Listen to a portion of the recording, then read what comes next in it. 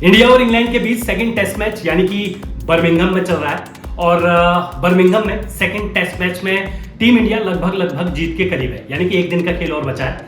लेकिन अगर इस सेकंड टेस्ट मैच में अगर भारतीय कप्तान, टेस्ट कप्तान यानी कि शुभमन गिल की बात ना हो तो भाई ये पूरी कहानी ना अधूरी है, क्योंकि तोड़ दिए शुभमन गिल ने वो सारे रिकॉर्ड जो आज तक इंग्लैंड में बने थे।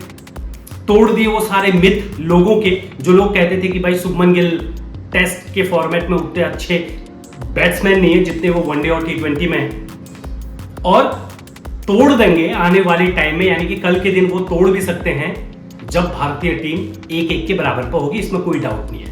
लेकिन आज आपको बताता हूं कि भाई शुभमन गिल ने वो कौन कौन से रिकॉर्ड तोड़े हैं, कौन कौन से रिकॉर्ड बनाए हैं। तो सबसे पहले बात करते हैं भाई शुभमन गिल की बैटिंग की, क्योंकि आज बात शुभमन गिल की इसलिए भी हो रही है क्योंकि मुझे याद है इससे पहले दौरे पर 5 या 6 इनिंग में शुभमन गिल के इंग्लैंड में 86 रन थे, और आज 2 पारियों में ही उतने रन हैं जितने लगभग पूरे एक टेस्ट सीरीज में अक्सर बैट्समैन बनाया करते हैं। शुभमन गिल की अगर मैं रिकॉर्ड की अगर मैं बात करूं तो शुभमन गिल ने बहुत सारे रिकॉर्ड अपने नाम किए, बहुत सारे रिकॉर्ड उन्होंने तोड़ दिए। पहला रिकॉर्ड जो उनका है वो ये है कि भाई डेब्यू सीजन में एज ए कैप्टन सबसे ज्यादा रन बनाने वाले बन गए हैं अब Shubman Gill. 500 plus run debut season में किसी भी कप्तान ने आज तक 500 प्लस रन नहीं बनाए थे, और अब शुभमन गिल ने यह रिकॉर्ड अपने नाम किया। दूसरा बड़ा रिकॉर्ड उनके नाम पर यह है कि भाई भारत की तरफ से एक मैच में 400 प्लस रन बनाने वाले भी अब इकलौते शुभमन गिल ही हैं। इससे पहले मैं आपको याद दिला दूं कि 1971 में सुनील गावस्कर ने वेस्टइंडीज के खिलाफ 344 रन बनाए थे। पहले पारी में उन्होंने शतक मारा था, दूसरे पारी में उन्होंने डबल शतक मारा था। वेस्टइंडीज के खिलाफ 1971 में 344 रन समथिंग मारे थे एक पारी, मतलब एक मैच में।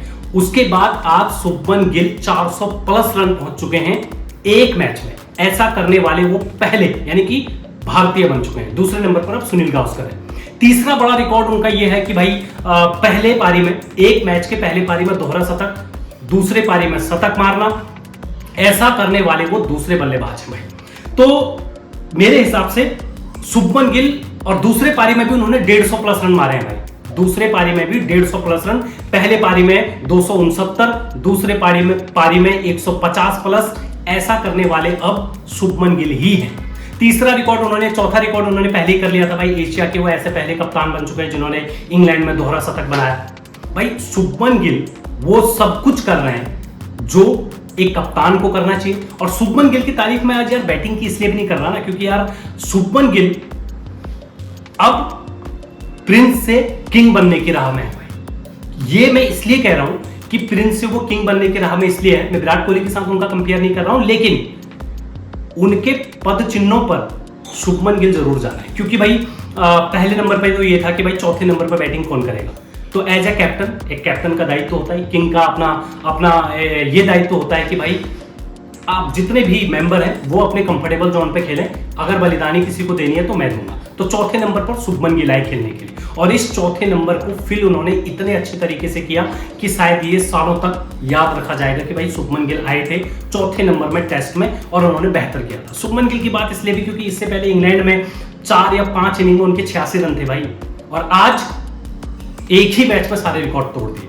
अगर मैं इस पूरे 2 टेस्ट मैचों की अगर मैं बात करूं तो पहले टेस्ट मैच के पहले पारी में 147 रन बनाए, दूसरे पारी में थोड़ा चले नहीं 8 रन बनाए, और दूसरे मैच के पहले पारी में 269 रन बनाए, और उसके बाद सेकंड पारी में भी 150 प्लस रन बनाए भाई शुभमन गिल ने। सारे रिकॉर्ड तोड़ दिए। इसीलिए मैं कह रहा हूं भाई अब शुभमन गिल प्रिंस से किंग बनने की राह में है। अब अगर पूरे मैच की अगर मैं बात करूं तो भाई पहले पारी में इंग्लैंड के दूसरे टेस्ट मैच में इंडिया ने 587 रन समथिंग कुछ बनाए थे। 407 रन पे इंग्लैंड ऑल आउट हो गई थी। उसके बाद सेकंड पारी में खेलने के लिए टीम इंडिया आई, और सेकंड पारी में भाई मोटा मोटी मैं आपको बता दूं कि भाई 150 प्लस रन शुभमन गिल ने बनाए, और यशस्वी जायसवाल 28 रन पे आउट हो गए थे।